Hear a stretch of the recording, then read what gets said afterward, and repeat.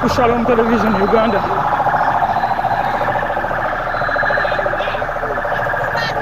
Yakuliseko dda. Nzere live ya Bobi Wine ndio mko. Sasa kwa media ya YouTube baby.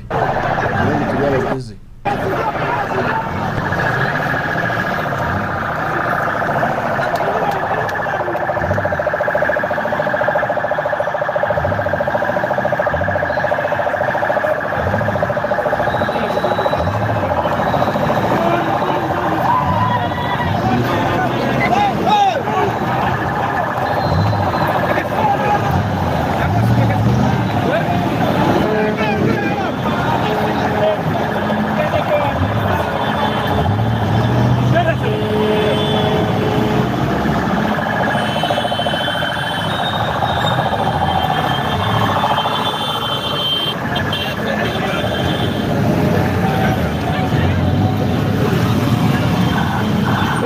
Temuduka.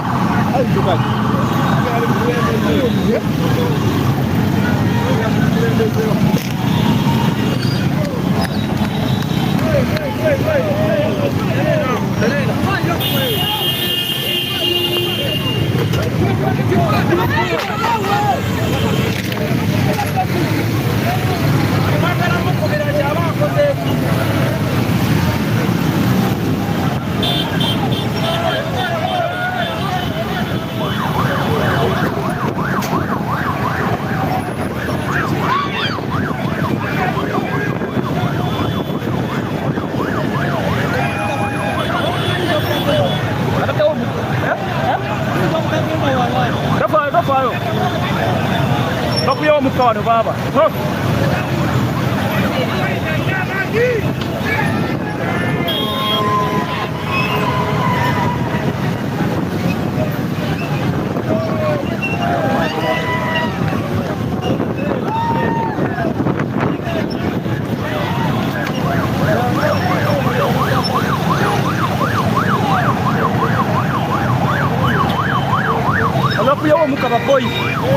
Juno miso kandi zukango imbere ko ne itambura aisaje tura kandi police yasukwana juno miso ne tandika tear gas batanga ko ratira kandi umwika konka izukango ekibuga cyona kiriyo twata yenge batizukango ninjeno miso kandi nyebuza ansonga nyinje munonga na kusinga tukwatagena na Bobi Wine abo acha abantu ne bajeno miso ninga security neteko byo kwirinda byamana urako ko barabora ko kwene bamutera kiboko ko kwene bamutera hansi imbere norangu emazima terununji munonga. Yes, ababora boda wareno babani ngataro kubane barabaho tibino kwane bikirizwa kwane bakotomara kurekana bakora cyane bagenda kwa kanizuka ngo abantu bajangwa atu kwa jiro misi ruka supporting Bobi Wine omukuza kweyandikisa basa kwano jiro misi ruka no reba imbera kugore wasajja chamade polisi basokola ngekwata abantu ababoda basokola nga bakwatibwa ababoda boda bano bajiro misuka ba stoppinga okujangu batakaje no misuka beyonjerayo kandi ko kareba abantu nyamwinji koko bari yamuhanda reba abantu nyamwinji koko yizwire abwensonga ya revolution Bobi Wine izuka ngona kuri Erizooba nomination lare enekwane jiro miso unukane kwa chini itambura kandi izuka ngera media news center jiro miso unukane kandi kwa chito bairiza bintu binji izuka kandi chokwana ukora cyo cyamano takaye bakora subscribinga likinga sharinga tugere ku runjo misho Shalom Television Uganda.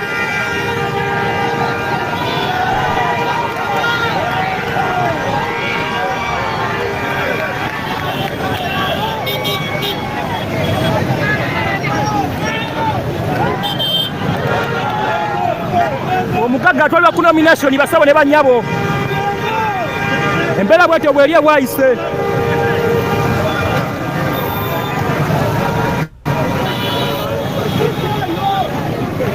basabo ne banyabo oli live ku Shalom Television Uganda.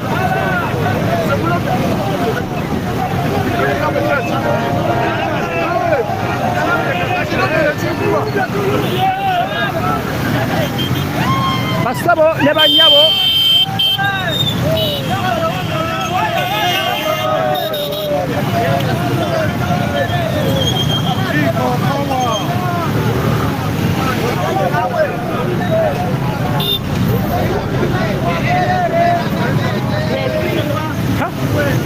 bana demukati ya gasa ne baba batadde mukati ya gasa naye abantu balinga batakawulidde boy kankya kabakafuide bufuyizi kwate kavuze baleka bakafuide bufuyizi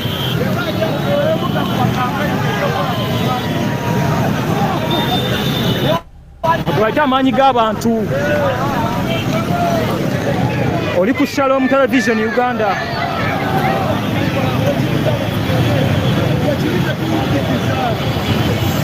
Abantu bagali bamutumye katambuze ebigere bamutumye piki za factory zibale parking ya NUP abasajja ne bateka emotoka yakika emotoka ku gate ne bagafe tufude muzikute piki tsoke katambuze ebigere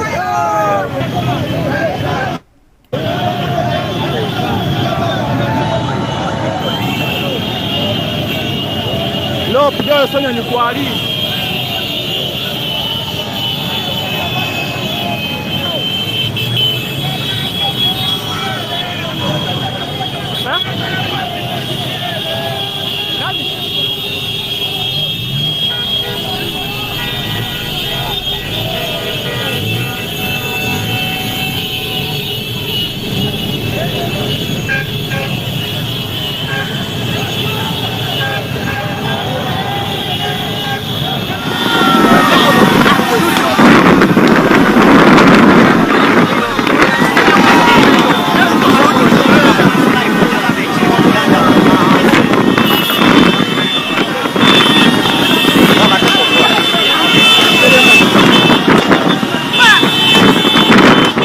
Chebayita omukulembeze chebayita amaanyi g'abantu enjabula wakkota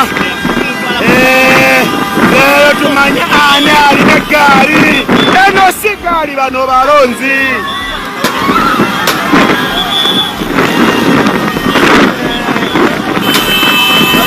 mabega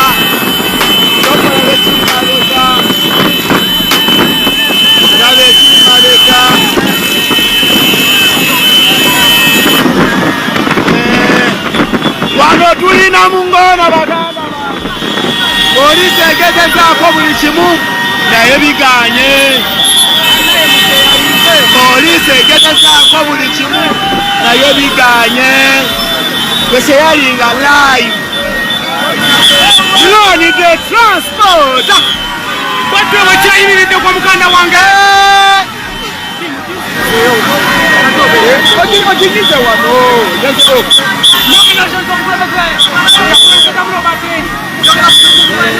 abamu babasazeeko polisi esazeeko abantu baffe naye basigaze emabega naye ekyo tekigaana Kyagulanyi kushayininga Kyagulanyi must shine president must shine abantu basigadde emabega babakutuddeko polisi ekutulako abantu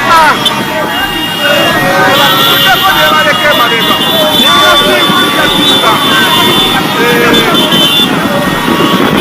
toyimirira abutu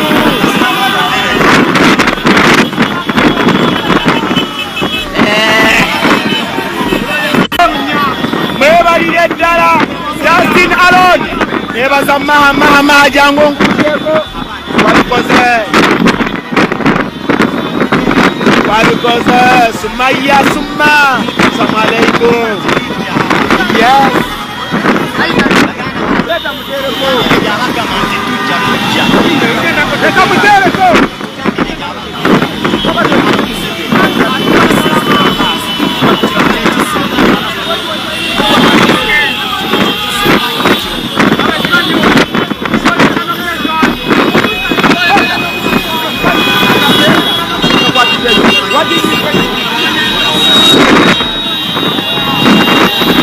His Excellency Robert gofuga video sina gwe singate sina gwe nenkana naye we are guest Eke Commander Team Kyagulanyi TV TK Media UG Papi ya Media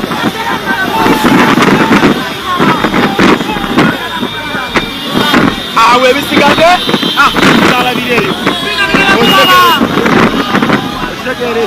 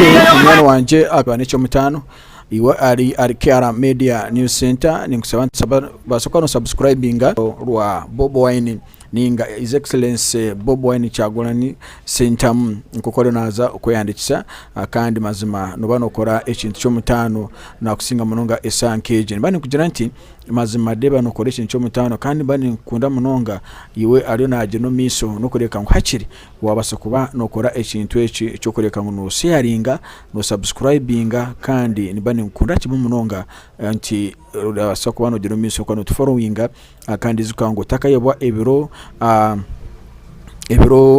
abiri na bisatu sakati nayo obita festival kandi ko mu Rubunyaruguru nti ekintu nuko kirabe nkitambara kunuje munonga kandi massive marvelous aho nibani kujanti kandi mazima nti wakore ekintu ekyo no bawaba omuntu wo mutano izuka ngo ene Rama Yuji nibani jero miso kandi kwereza kandi bani kujanti mazima ekyo kwa nokora nikiba kiri ekyamani isayeji tsago jero miso kandi kwereka aside na side ubasukwa no makandi mbera nko kwene kora ki nko kore netambara ubasukwa no ria kandi kintu ko kukirikiriya urugendo ko kuri no rutambara yes buri side na side ubasukwa no rebe ibintu ko kubiri buri side na side ubasukwa no ria ibintu byona ko bikozere ki nko kubiri kandi bari kujyanta munywano wanje ntiwe nono kora ekintu cy'umutano munonga kandi munonge sti yes mbera nkweri kandi bari kujyanti saheji buri kimwe cyo nako kiri nikitambara esaji koko no kireba kandi bani kujyanti kandi mazima ntiwe uri omuntu owo mutano uri omuntu owo mutawana uri omuntu owakatawi numonye omuntu owakatawi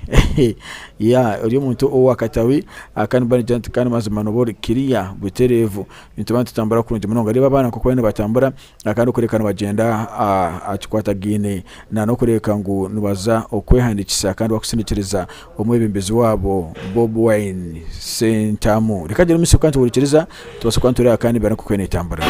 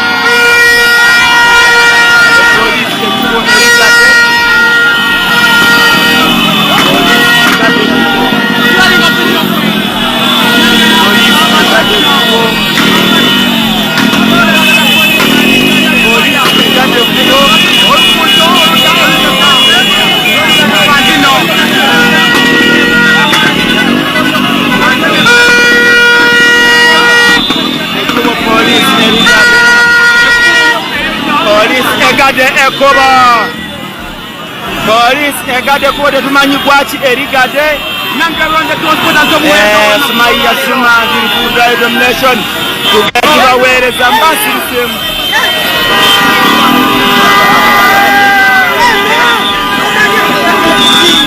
mugamo yayimirire anakuwa order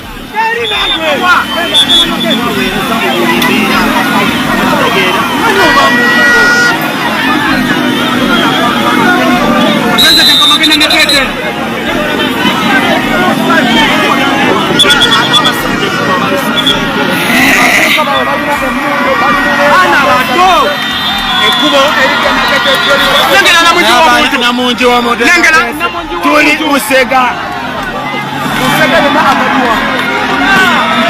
lema amadua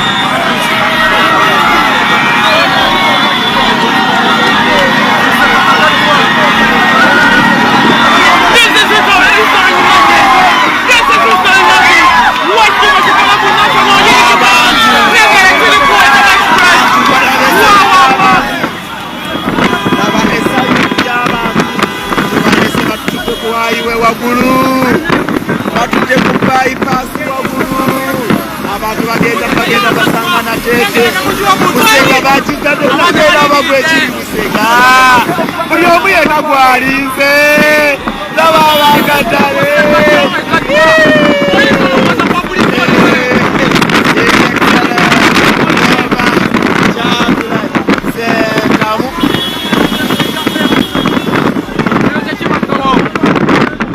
Kibangawo wawawa wanyogera sawa zino nga tuli ku express wanyogera nga sawa zino tuli ku express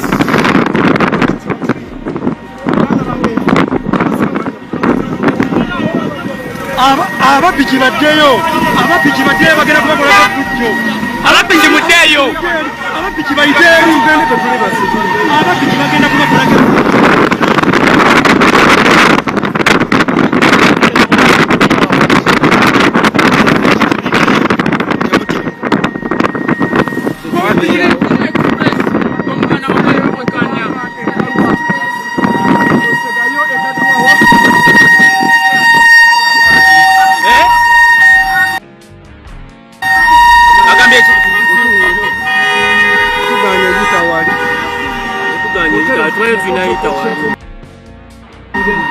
Ona atuvuga lero bagenda bakwatira kuto tuke wansi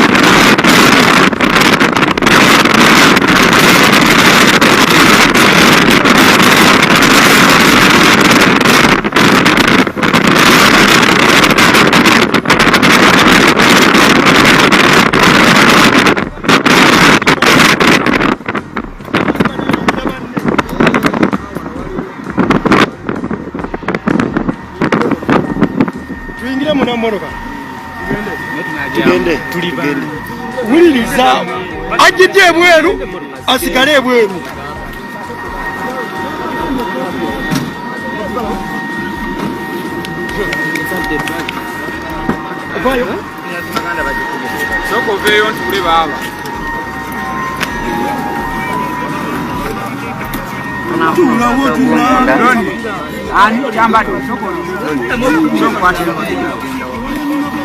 Sama son kwate sama de kwate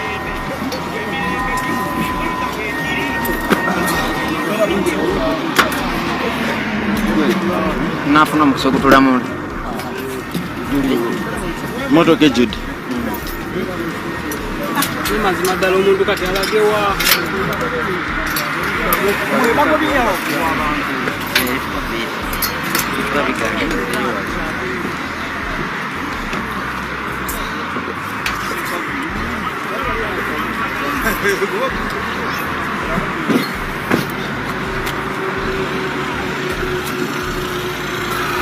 Baba gambi mwina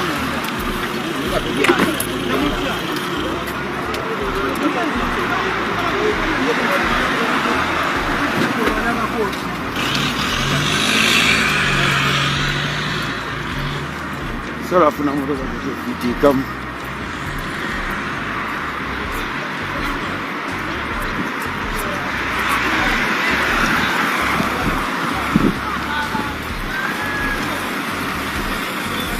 Maroka.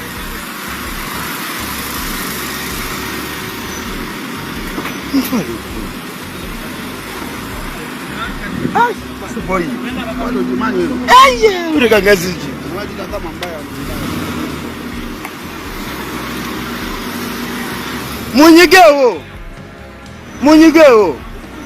Munyigeo katugogana mugana okunyiga ko kweri.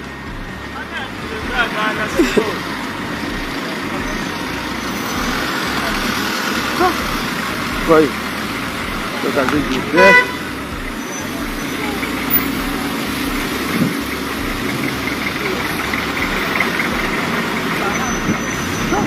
motoka zijjudde olugimu.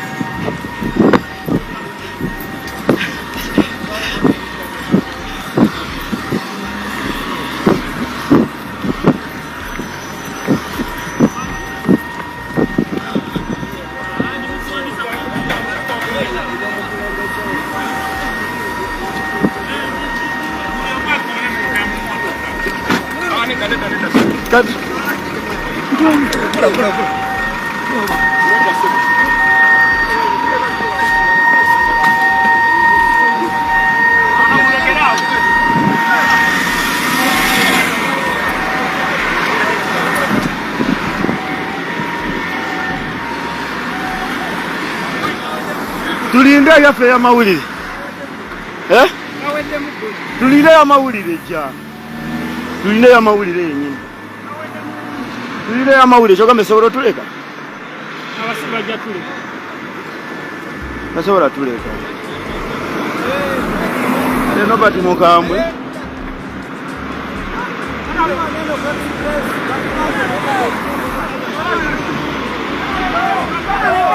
Bagenda ji.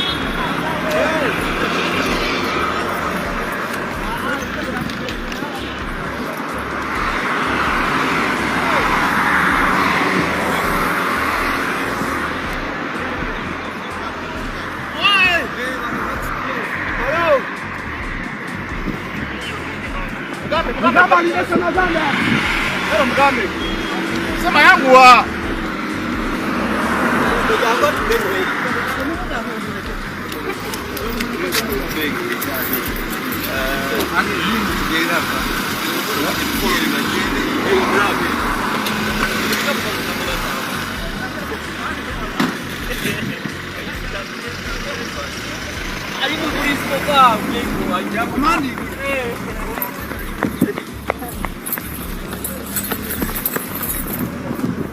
Motoka zijjudde.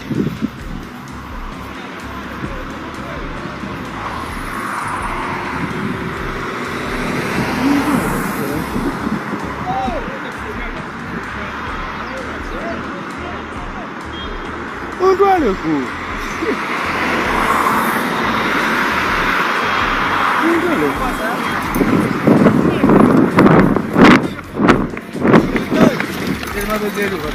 Sawa mjembera hii.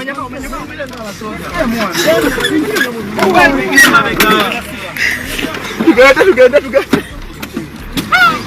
Wewe. Zende. Simbula. Ebintu by'abasoja. Embeera bwekyo bweri batuteeka ku motoka tinotambula ng'abasoja ebyo bituukawo omukadde akangi ebyo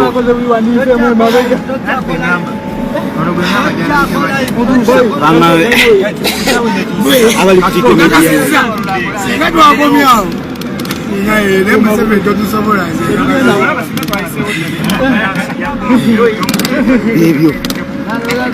ebyo mumaindo omukulembeze tugenda mumusanga kyeto kibatiisa omukulembeze tugenda mumusanga temutya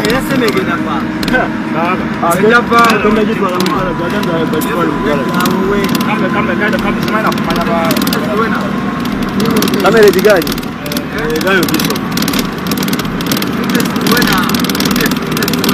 polisi kiraka egitomedde atomedde anti amavuga abaabulamu atumyemu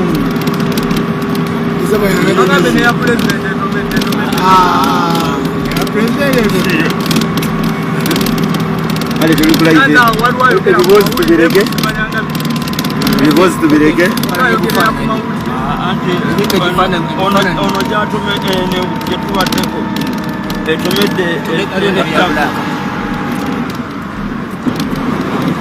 okategede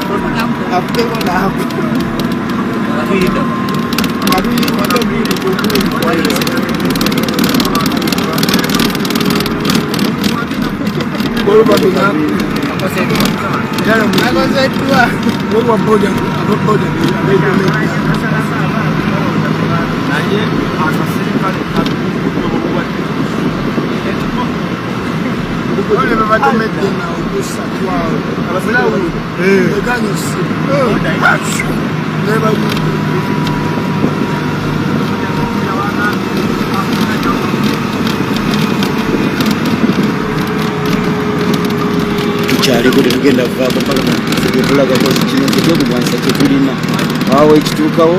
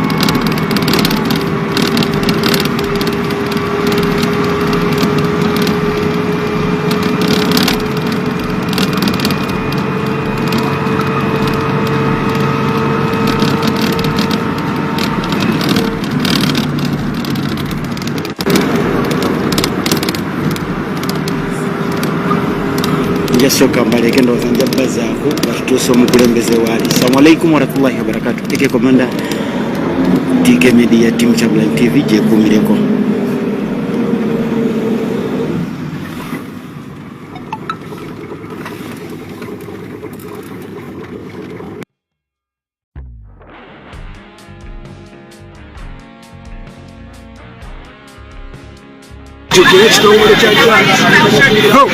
Muganda wange olwali ekitongole kya Jacks kigaseeko mwongere okubanga musabira omukulembeze His Excellency Robert Kyagulanyi Ssentamu Mitembo, mwongere okubanga mumusabira His Excellency Robert Kyagulanyi Ssentamu Mitembo, mumuteeke mu ssaala omulungi andaba akaseera kano era nga tugenda kubanga amamina ekiyirwa akaseera kano kwetembera bweri kimu kibaweereza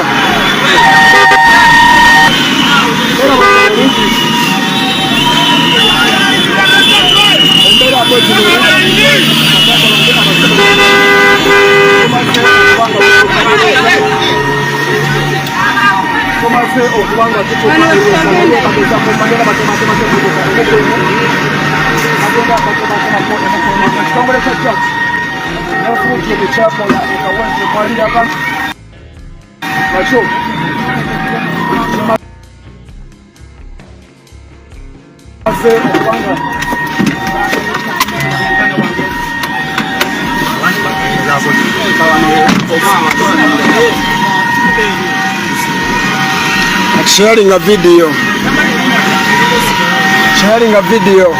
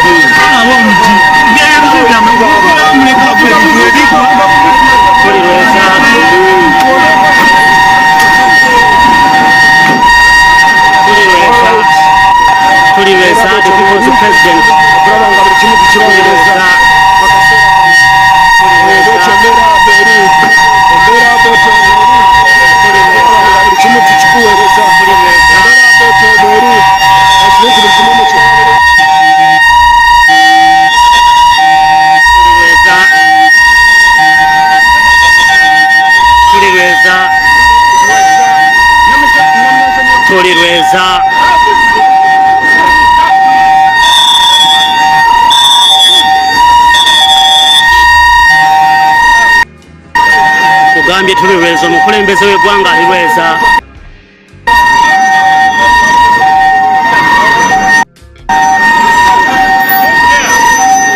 Omukulembeze w'eggwanga alirweza.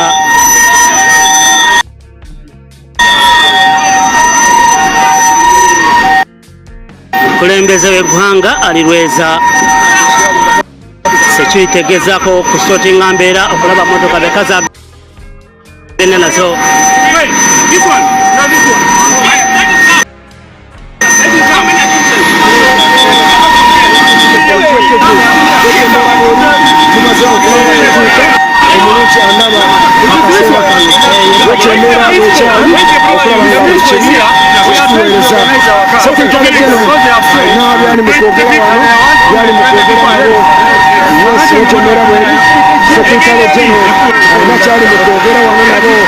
Tumanyi abagamba ki, tumanyi oba kikigako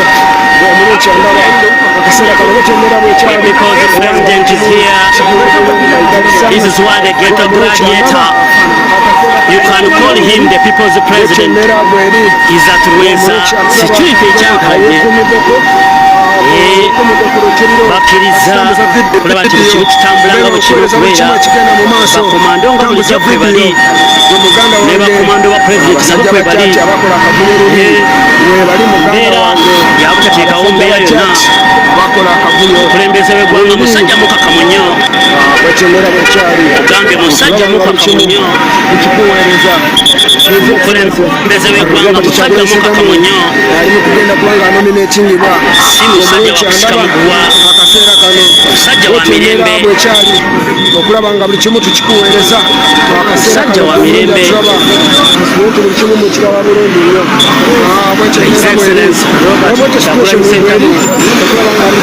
Bakamamba basooseyo bakanywa omusaayi obalaba. Bakanywa omusaayi obalaba be basooseyo. The president, you can call him the principal. Abagambye wacha what boy. Abagaye mu mpaka denetiri. Okulaba nga buli kimu tukikuweereza. Abagaye mu mpaka denetiri z'ettiimu yange. Buli kimu kiri bulungi nnyo. The people's president, His Excellency Robert Kyagulanyi Ssentamu, the 10th President of the Republic of Uganda. Omulungi atulaba akaseera kano bwekirembeera bweri okulaba nga buli kimu tukikuweereza akaseera kano. Kansuubira nti buli kimu mukiraba bulungi nnyo. Nsaba ku komenti yo ombuulire ekifaananyi okiraba otya. Ekifaananyi okiraba otya obulungi ndaba. Omukulembeze w'eggwanga awerekeddwako maama Bobi Kyagulanyi aziseeko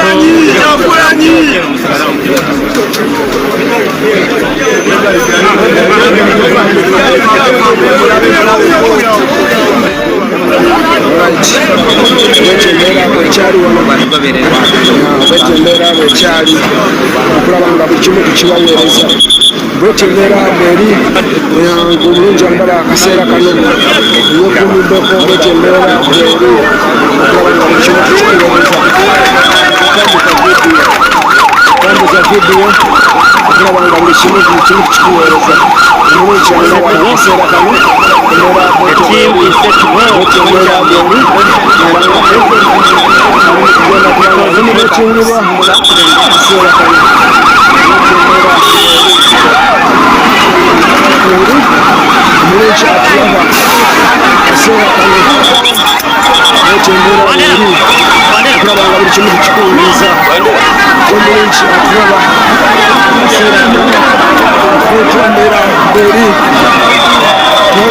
tugenda kukajogawo tugenda kutambulawo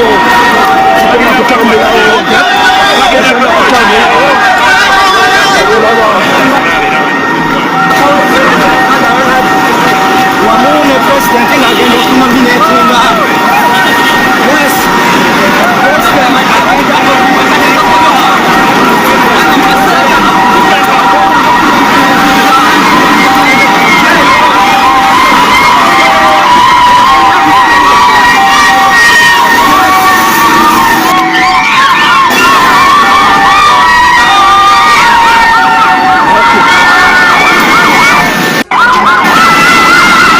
tulaga buli kimu ekigenda mu maaso.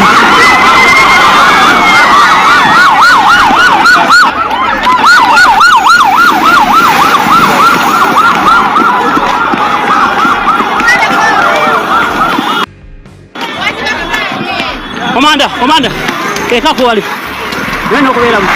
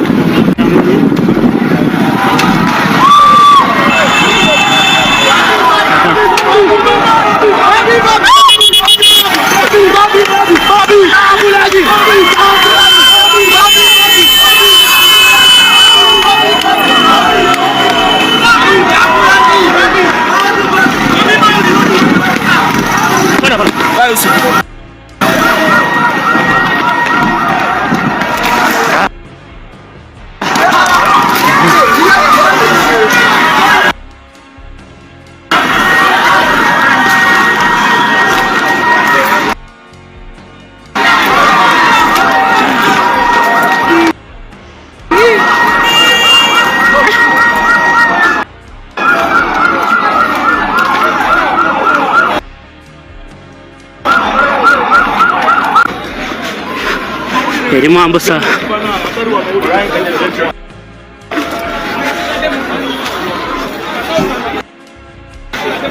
Mukulembeze eggwanga atuuse ku road block.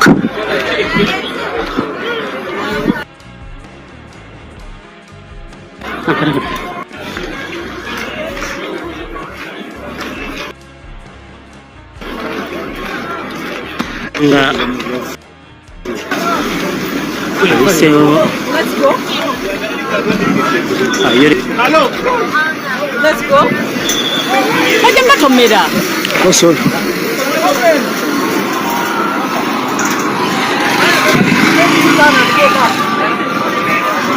Right.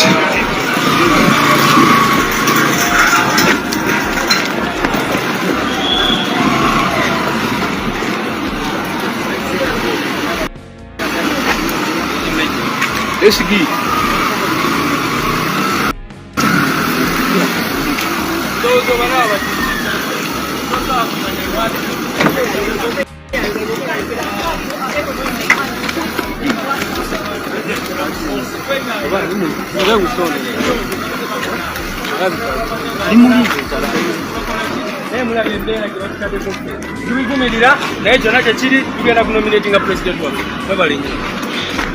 Those are his remarks, but suddenly we also know that it's very hard.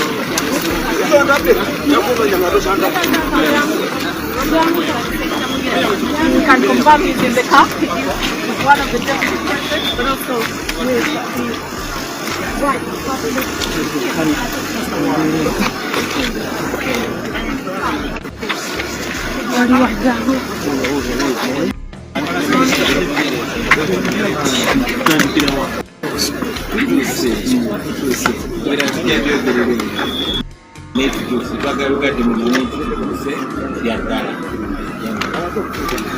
Thank you. Right.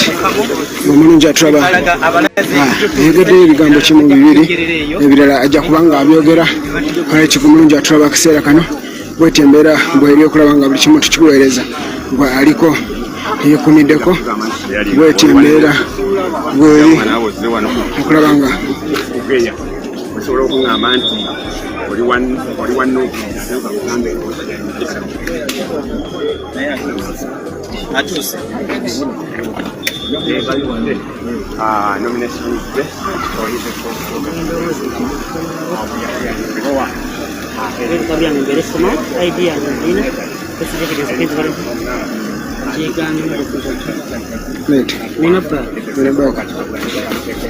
Bobi Wine.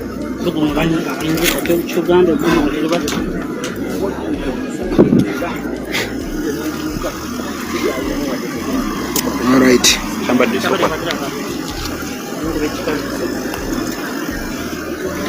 Nevertheless, we have reached.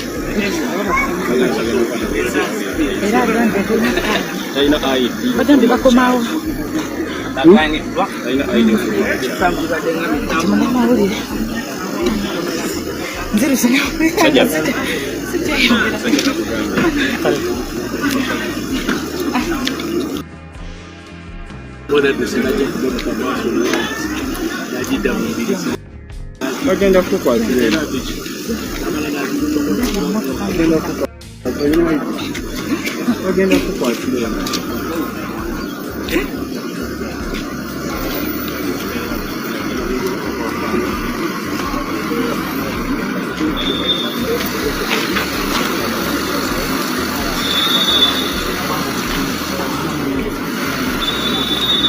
embeera bwetyo bweri omulungi andaba ono sekutale jeno era nga wali wano okulaba nga kimu kigenda bulungi nnyo dadi sana omulungi andaba muganda wange kaseera kakudduka kaseera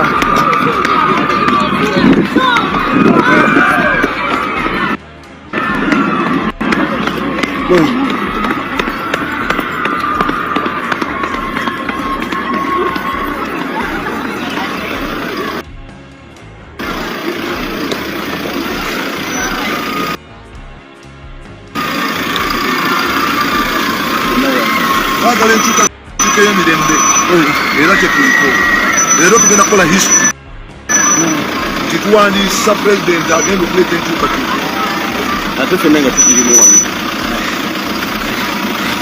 Thank you.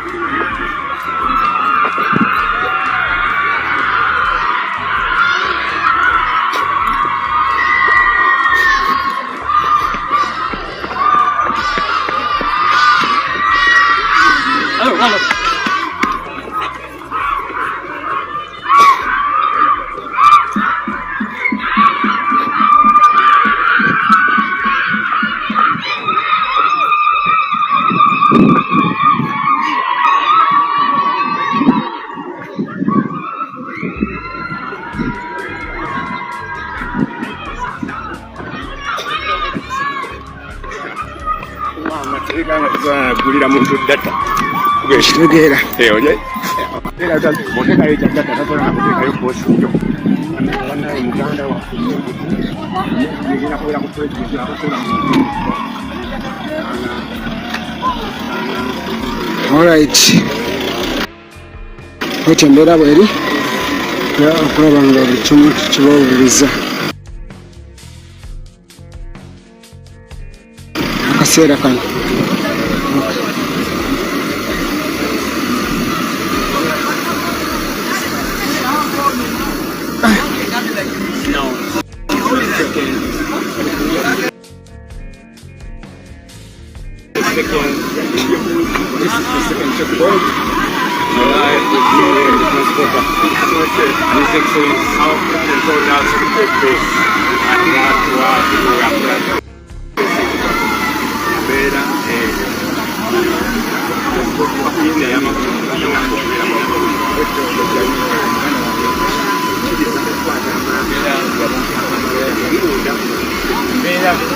Ng'omulungi atulaba akaseera kano tuyinza okuba nga tetugenda kwambuka n'omukulembeze olw'ensonga nti waliwo ttaaga ezimu gy'oba olina okuba nga olina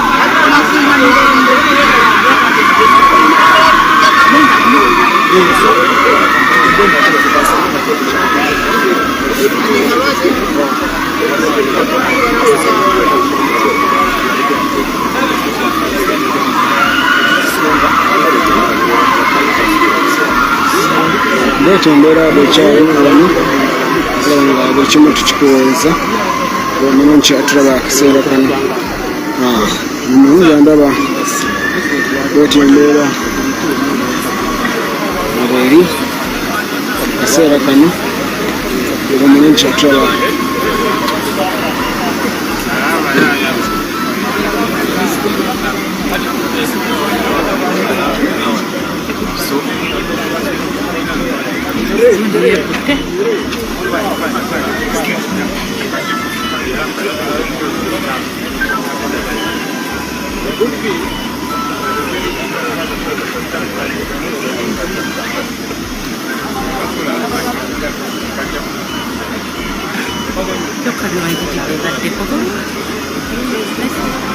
baddeko mune kati etandisa okwetwankuula twankuula bano bagenza yezira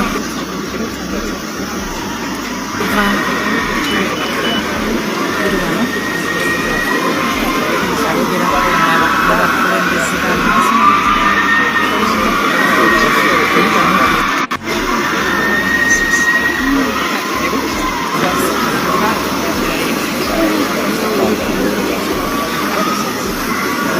Presidente ali mu kuwayamu looku mu kagenda sekretary.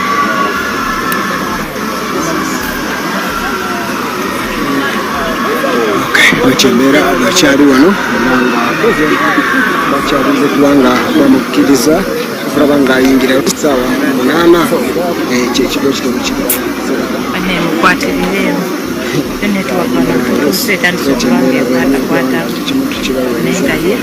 aliko yeekumiddeko nkusaba obusabi subscribe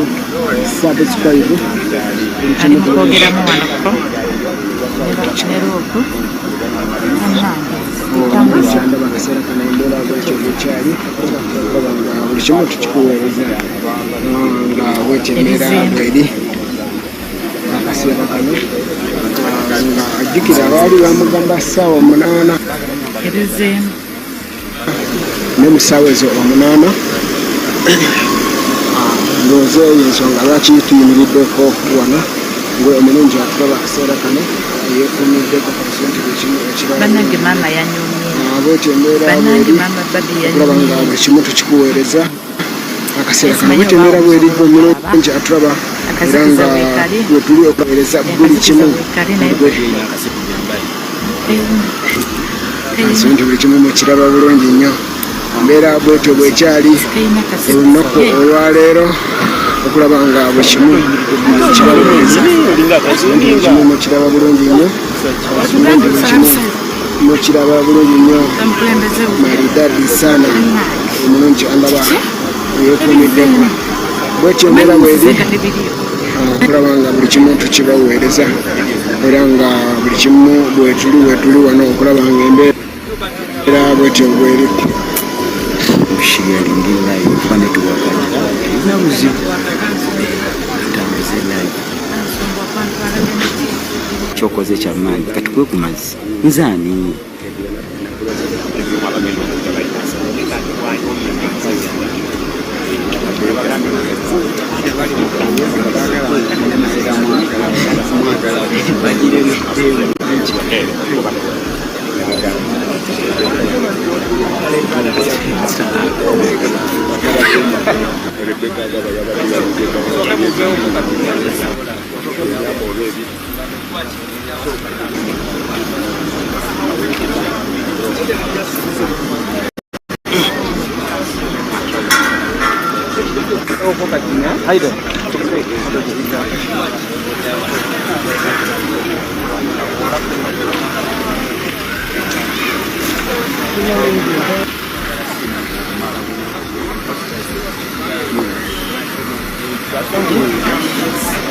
kiwaze okubeerawo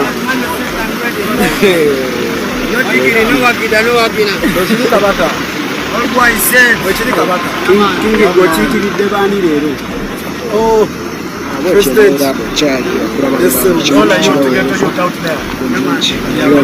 tebenyooma kabaka esembayo yokkayokka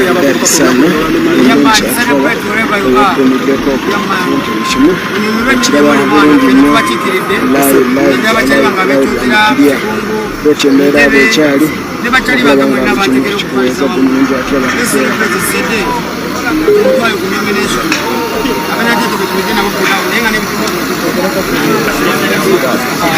tuli wano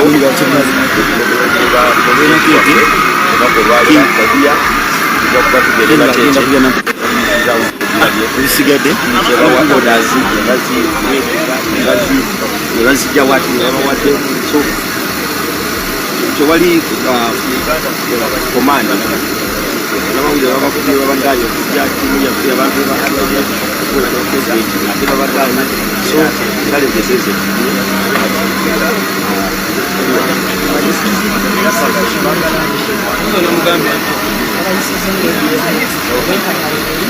Uganda tulina abanyigirizibwa n'abanyigiriza amateeka mubali abanyigirizwa bakolakola naye ate odasoma kufe banyigiriza katukola kati mumbeera ate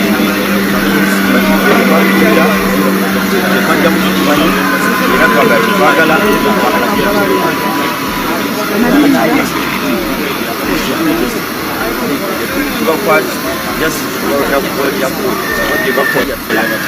ababibakozesa bajja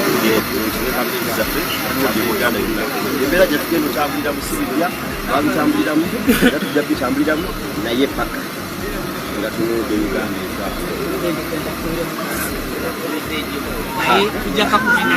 Regiyo mukulusangire message eri wanabusoga mu Lusoga abebusoga balabuisa nsemba kyekirire ndi wano video nominating president waife era ensonga tugemaganya bulungi embera gye tubisemwe bayire mbino aye kunkomerero tuliwo era mbeba gumu kutuweleza esala tusabire balo tuli mu lutalo wairenga ife tutenda aye betukoba nti be enough is enough, this is our time boba loza nti mu lutalo aye mumbera yona nataka kumala kusaba abantu bebusoga ndi the president mu mwenda ino buli muntu wali wabasa na Uganda flag jite kulimo jite kumotoka jite kuboda because kino kya Uganda kubona kulero akamona ketukozeisa tikapate tikachi aika Uganda flag okulaga nti this is for Uganda, not for an individual or a political party but for Uganda.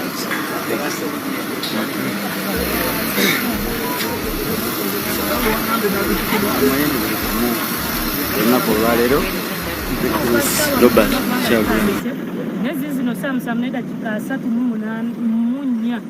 batulemeza ku kkubo tumanyi kigenda maaso baagala tudelaying satituukereeti tulina okugenda ku venue batublokinze ewatali nsonga yonna gye basobola tuwa lwaki bakoze eki batublokinze tutudde tetumanyi kigenda maaso tetumanyi kikiddako naye nga batugamba saa 8 zennyini tulina okuba nga tutuuse.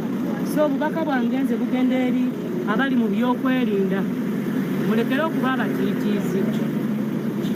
Kino tetuli mu bumenyi bw'amateeka tuzze kuwandiisa mukulembeze waffe Kyagulanyi Ssentamu Robert ng'era abalala abafuzi bwe bazze bakola ki beewandiisa okutudelayingisa oturiisa ne wezinaba kiro ssaawa 7 olwaleero wekiggwa kuba temukyalina kye mutugamba emikono n'amagulu twabireeta kati tuleese n'obulamu n'omukulembeze waffe. Ate waliwo maama wano naye wali yawerekeddeko ku bantu wano yawerekeddeko ku bantu ab'enjawulo ate kankubaweeko ng'era abalala abafuzi beewandiisa okutudelayingisa oturiisa ne wezinaba kiro ssaawa 7 olwaleero wekiggwa kuba temukyalina kye mutugamba emikono n'amagulu twabireeta kati tuleese n'obulamu n'omukulembeze waffe. Ate waliwo maama wano yawerekeddeko ku bantu wano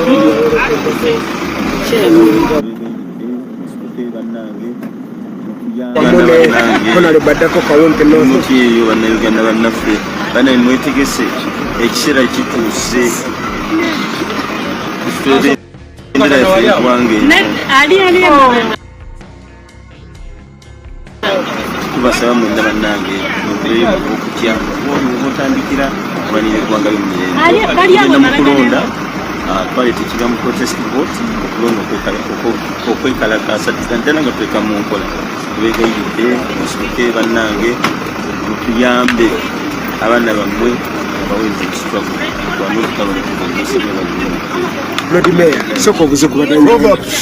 engero 18 egamba nti akalulu ke kawula abakulembeze ab'ensimbi ab'amaanyi. Olunaku olwaleero tugenda okuwandiisa pulezidenti waffe okwetaba mu kalulu kubanga w'amaanyi era nga tusuubira nti Katonda bw'agenda otuwanga omukulembeze oyo ayogerwako w'amaanyi. Awo nno obutiitiizi tetubagala era leero tugenda kukola history era tutandika kaweefube okutuusa eggwanga lino olunaku olwaleero era njagala okwebaza Katonda akitukoledde tuwanne chairman waliwo omusajja gwe bayita Amalala yalina akattiro yalina lufula y'abantu namufuula ekinyonyi nagenda nalira ku ttale ng'ensolo ng'alya muddo nattaka nanfuufu ewoni kyakulabira ku bubiri n'omusajja teri atakka ate abamu batandise okuba nga babakkiriza kubanga bagenda omulungi atulaba akaseera kano ng'oti embeera bwekyali okulaba nga buli kimu tukibaweereza buli munnayuganda andaba akaseera kano. Olwaleero Olivia Lutaya naye awerekeddeko mukulembeze okulaba nga buli kimu kigenda bulungi nga lidakisaana omulungi atulaba akaseera kano nsubire nti buli kimu mukiraba bulungi nnyo gwe yeekuumiddeko ali ku Lugia TV bwetyo embeera bwekyali okulaba nga buli kimu tukikuweereza akaseera kano. bwetembera bweri era okulaba nga tubatuusaako buli kimu ekigenda mu maaso. Sekuritale Geno asooseeyo ababuulire buli kimu ekigenda mu maaso. Kabwejumbire kuuza kuba kandidate naye nabagambye ebya honorable nabirese Wakiso essaawa zino nze maapu Kabwejumbira nze na mukulembeze wange maapu Kabwejumbira naye nga eri ku saidi ewa Wakiso Town Council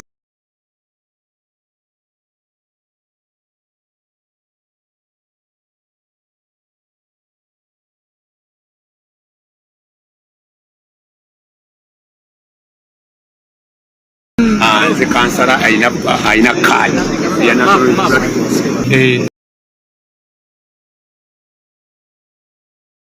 kansala eno sikwali Wakiso buli kansala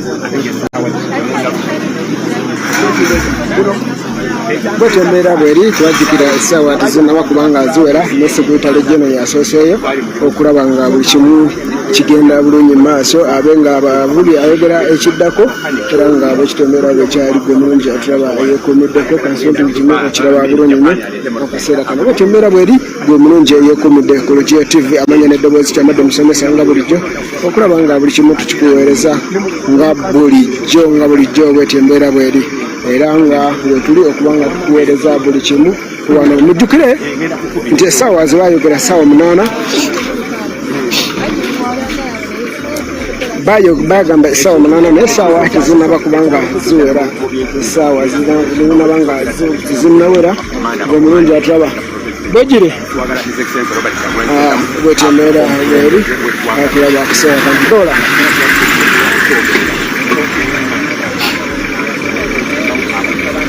bwetembera bweri gwe mulungi atulaba akaseera kano eyeekuumiddeko ensonti buli kimu mukiraba bulungi nnyo abantu ab'enjawulo bali mu kubanga beeyongerayo akaseera kano gwembeera bwetyo bweri gwe mulungi atulaba akaseera kano nga wetuli okuba nga tukuweereza buli kimu ekigenda mu maaso gwetuvaako sharinga vidiyo eno okulaba nga buli kimu tukikuweereza gwe omulungi atulaba aliko bwetembera bweri okulaba nga embeera ngikuweereza kansonti buli kimu mutwe mama wange mutwe naye wali wano naye banjawulekeddeko his excellence nga batikyagera musentamu Dr. Nambasa Shamini naye mulabawo wano naye waali yaze okuba nga awerekerako ku mukulembeze ate nga wamu omukyala akulira akakiiko ka National Unity Platform ak'ebyokulonda naye waali okaseera kano okulaba nga buli kimu kigenda mu maaso.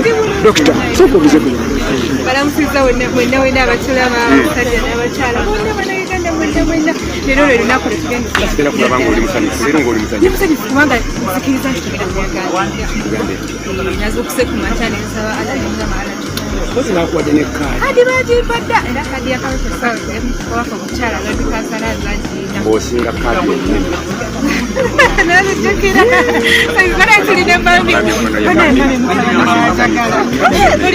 olinagaa nemukyalira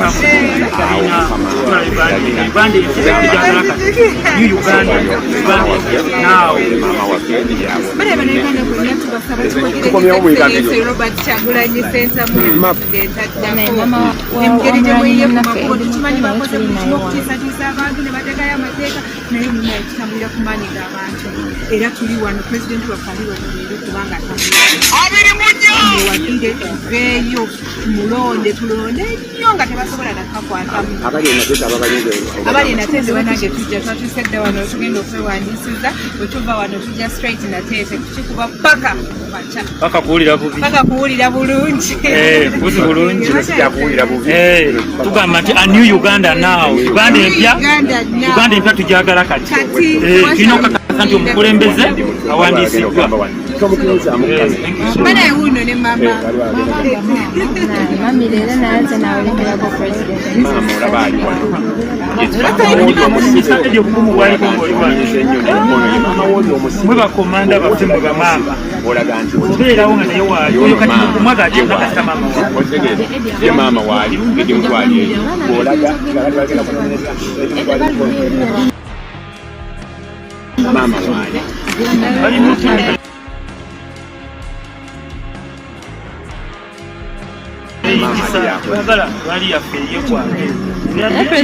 President alina only 20 minutes of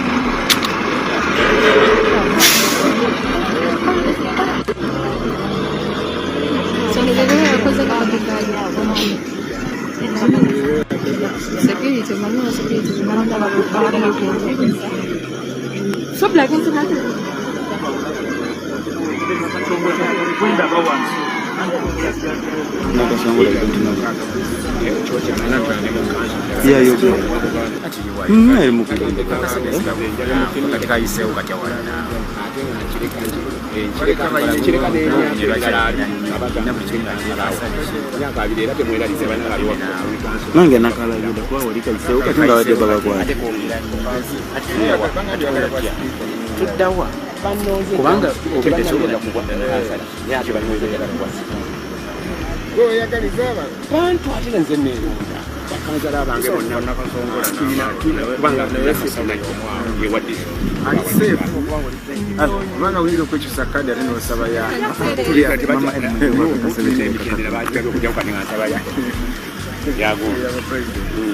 yesigaddeyo esaawa zino nga mwebale nnyo okuguma abaana bangi basigaddewo ekisegaawo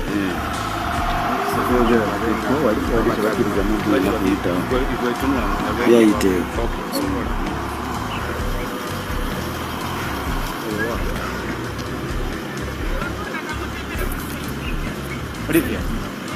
Olivia siitamu afune ekifaananyi Olivia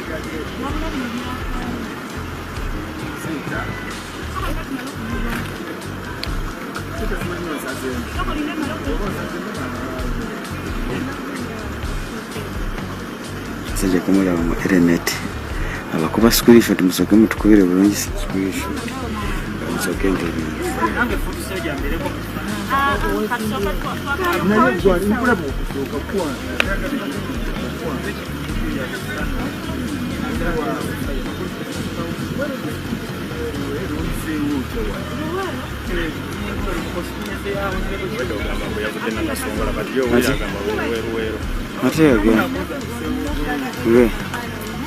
kibuga ate mama Eda Mugambi ava nakasongola gwa Mugambi agambe ndiwo nakasongola kati mba njagala kumanya buli omu bwayogedde ali mu motoka teri ne walayiseewo ati kuba gambye oyo nti va nakasongola kinkagaddako okumanya buli omu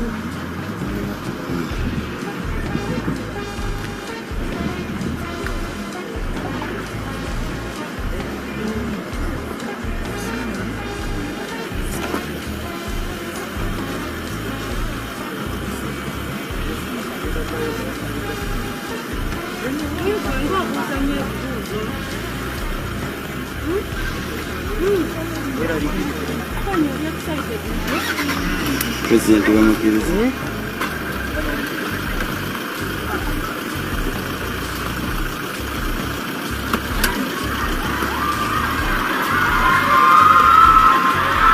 ira nduli y'essomero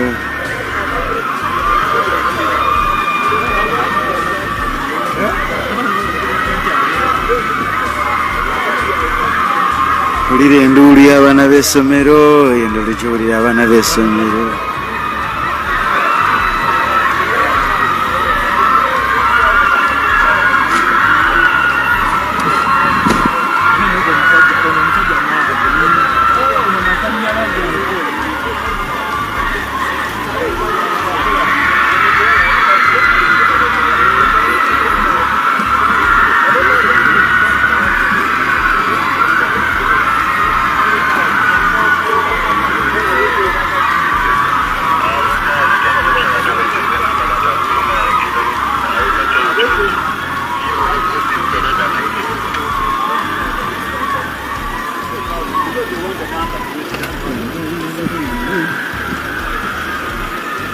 basa bakiriza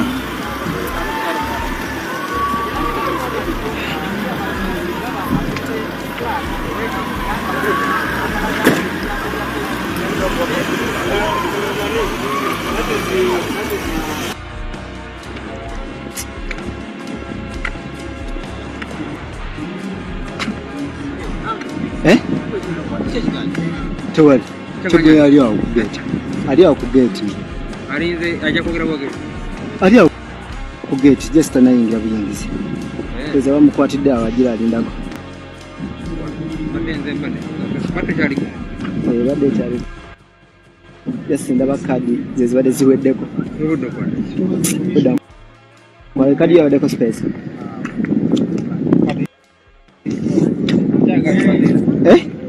ati byawano ngayingiza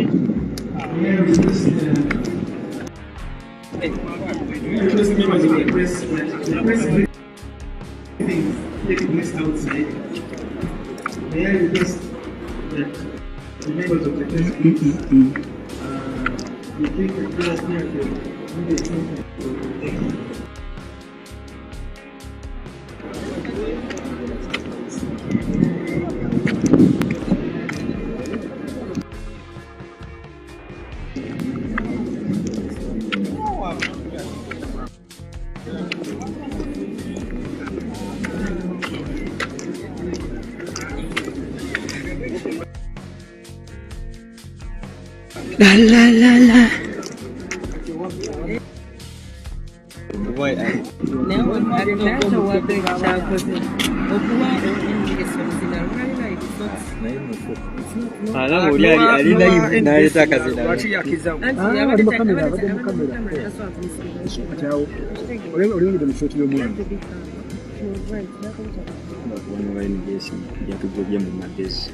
Yabadde mugezi bugezi ye yabadde mugezi bugezi tegenze kujja nzizire ekiriwa bwewe Chagulani ali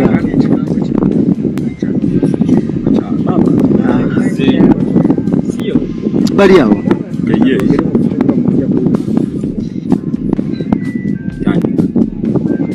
yogera nga toyogera bewa chawe kitaba kumanyi wakoze n'emigezi so yo laibeleka abantu 13 bweyogera ngo otumira ne kuba telefone waffe tebagazanya pulezidenti waffe nga ntudde ne sama naye nga sama akola mention kimu bibiri telefone naye banange sama bainawe telefone bantu balungi nnyo tuli live ku telefone kimu bibiri tuli live ku telefone mugamba sikulina okuzibu ogenda tegera nti toli wa bulijjo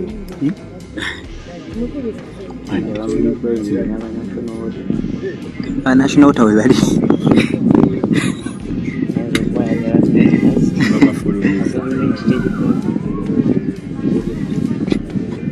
boy bakutte wali abantu ebweru boy basewanyana babayodde baze paka wale jova udanze ndiye kumenya tumwe buli mutufu udandi kumenya basawa ulite watufu kuhamulese inanda yafurumya nga ndi bwe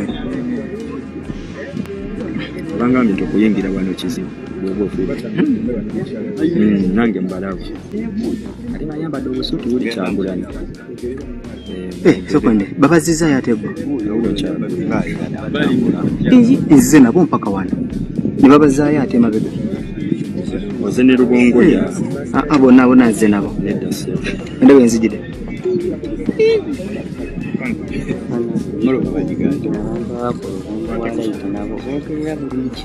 ani akwa afande mu musabe banna bwe nsabye toyogera mu live z'abantu ayogera mu live zaffe waliwo wekikirize onafanda akirizibwa kuyimirira mu bifaananyi byange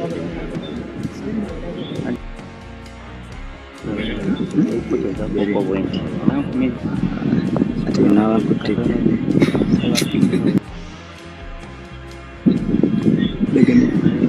bagamba ti mwana ndiye kwagala nnyo.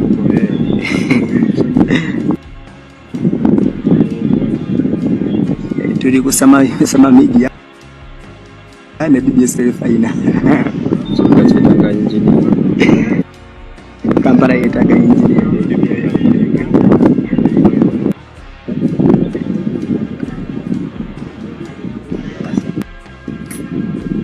Baba sibe kwebalise.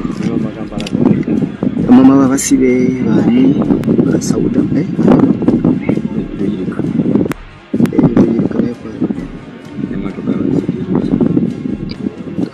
Tabayita then badde mune bandi batambuziza wano wonna.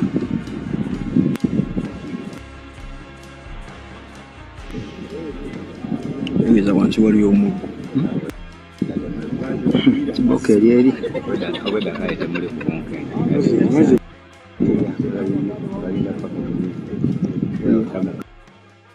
ekyagulanya yengedde.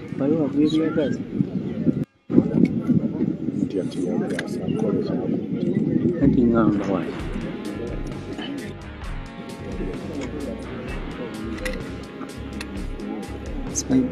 Tabaika kwenda gate.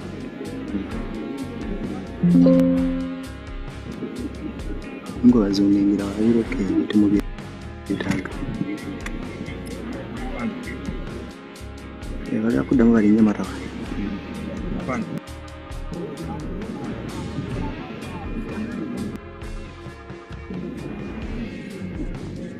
Ana abantu bana president waabwe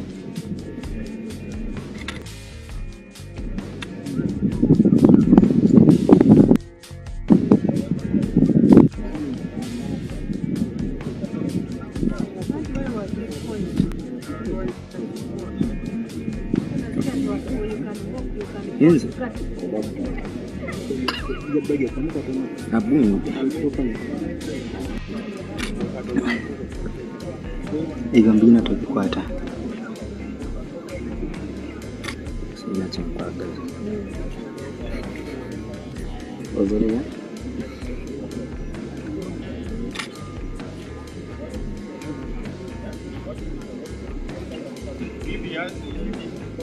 your president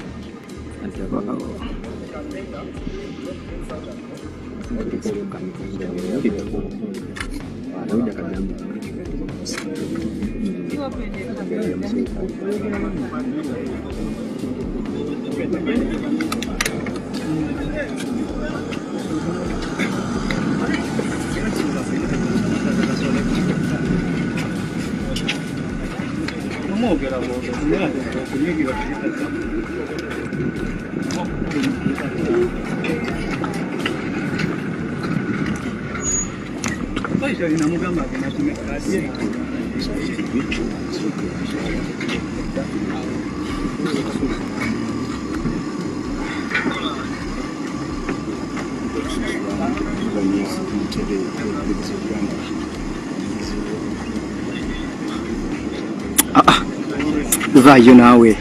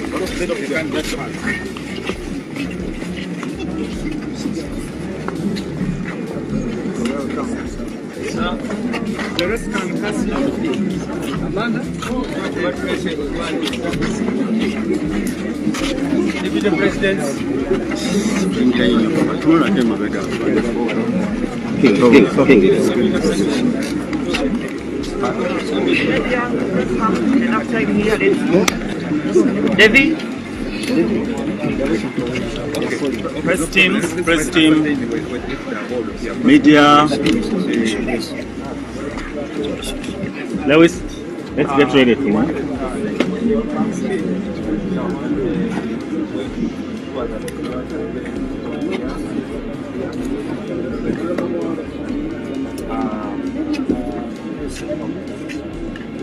Inside, we are going to go and take us approximately 20 minutes. After 20 minutes, acceleration is done. Done. After that, we shall come out where they are going to hand you a car with your detail. After that, you will go and address the media. Then after that, we shall be done. So at the moment, I think that my colleague will give you go inside. Thank you very much. Press. Press. Where?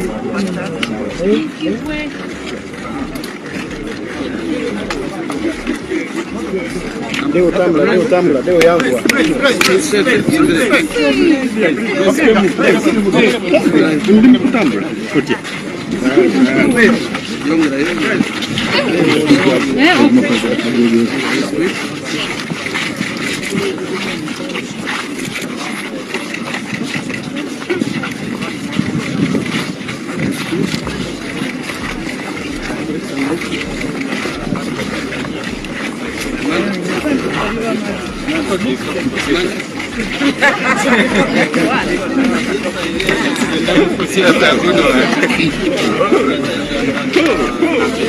Media, please. Okay, now the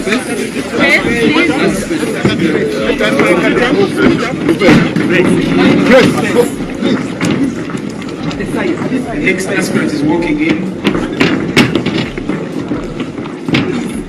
Guys, get in the middle. As we carry it. The next aspirant is walking in. Okay, guys, give us. Members of the press, please give way to the next aspirant. No, give way. I'll push you. Mr. Robert Chagran Sentamu. The next aspirant, Mr. Robert Chagran Sentamu. Give way. The National Media Platform is the one that is coming in, Lord Chair of the Commission. Please, protocol it. Media stop there. The next aspirant to where they should sit. Members of the press, please take your spots where you should be. Members of the press, be where you have always been. These diplomats, I don't want them because I've blocked you. Take your seats, please. If you stand, I'm going to block your side.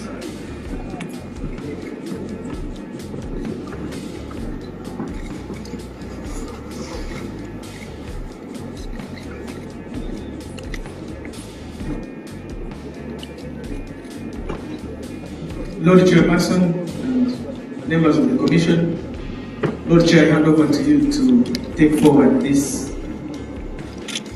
process that you have invited the guests for. Thank you.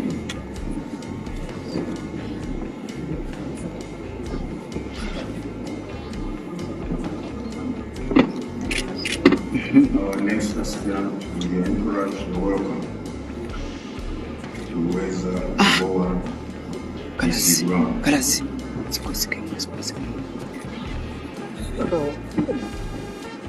Without much ado, I'd like to invite you to bring forward your papers, nomination papers, for scrutiny and verification.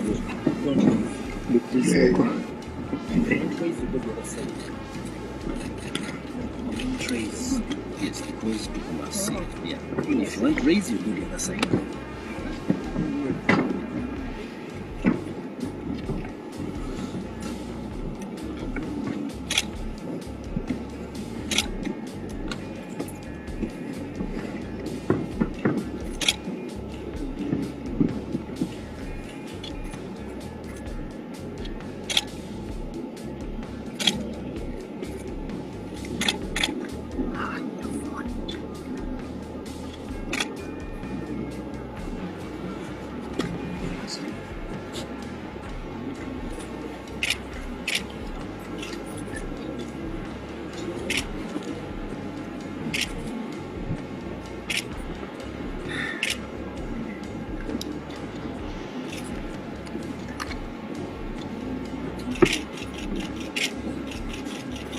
the nominator, stand up, remove the nominator. And now, we are both Mr. Ken, Parliament.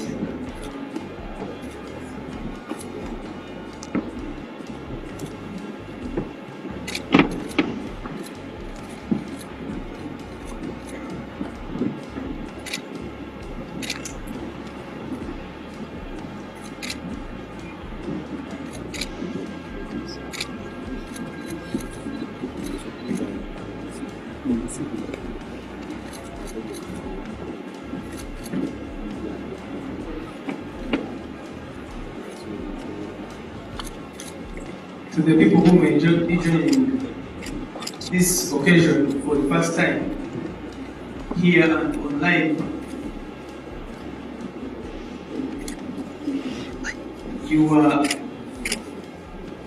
we are at the EC grounds in Hoa, Weza. Imagine the sound.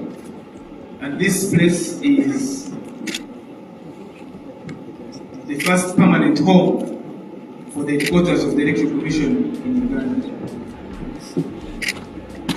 And going forward, this is going to be the venue, the place where presidential candidates are nominated, and the set for this 2025-2026 general election being the first ones that have been nominated from grounds that belong to the Electoral Commission, that belong to the people of Uganda, because this is your commission, this is your Electoral Commission.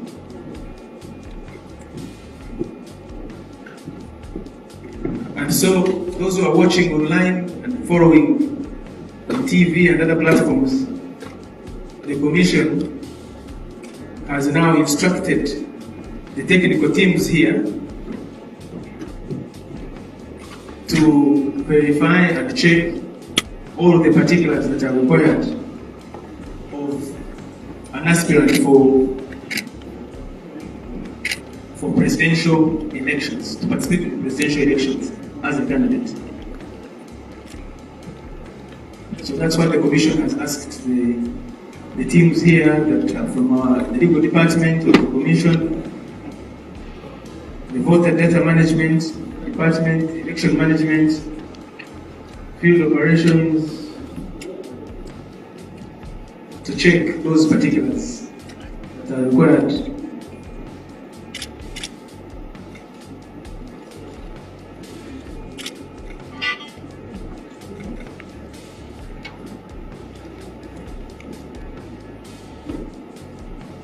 And they are checking those particulars which the aspirant was informed to bring as they submit their nomination papers. The nomination form filled in triplicate, 3 copies, a declaration of consent that the aspirant consents to being nominated, confirming that the aspirant is a registered voter, is a citizen of Uganda by birth,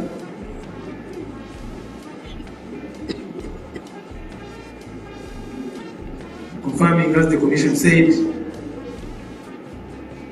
as required by the law, that the aspirant has got the minimum academic qualifications, that they have attained at least advanced level standard or senior 6. So they're checking to confirm that the aspirant went to school. They are also confirming and checking those other particulars.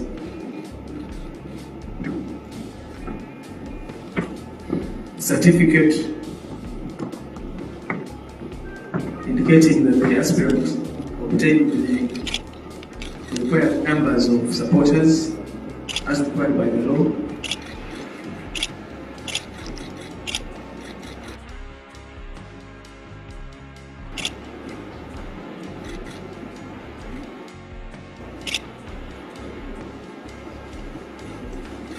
that the aspirant has paid the required nomination fee, 20 million shillings.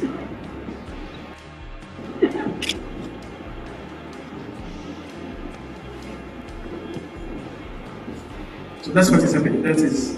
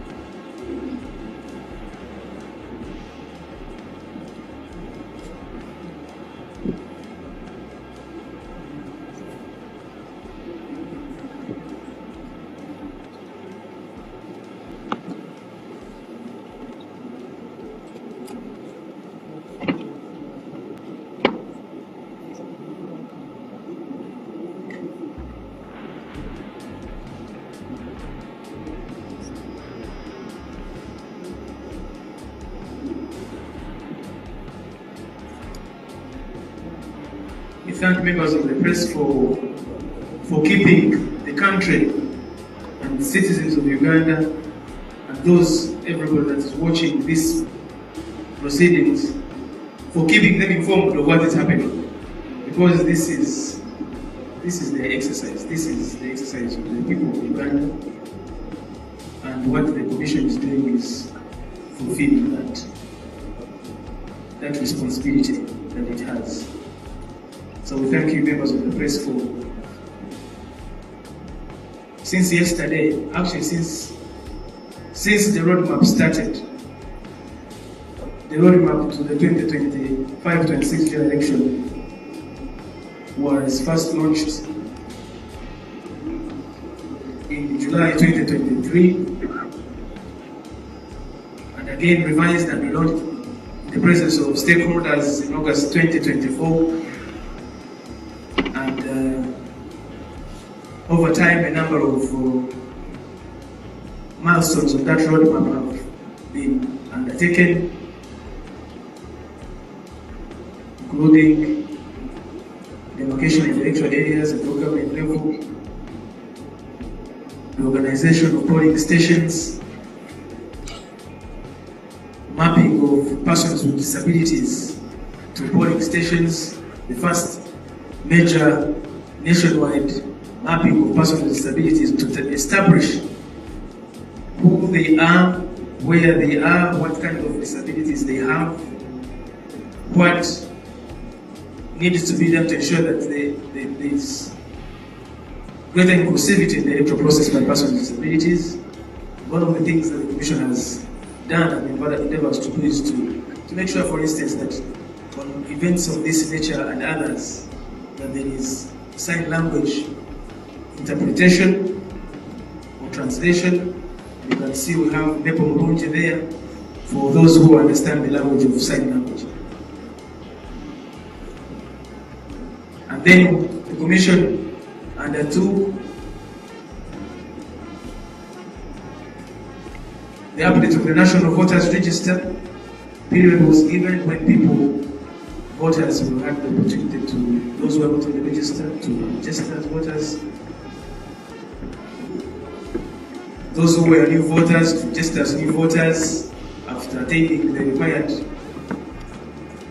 age. There was also the opportunity for those who wish to make transfers from one voting location to another to do so as provided for in the law. There was a period for the display of the voters register at the various levels. And fast forward now, we are in this nomination process, which started with nominations at local government level.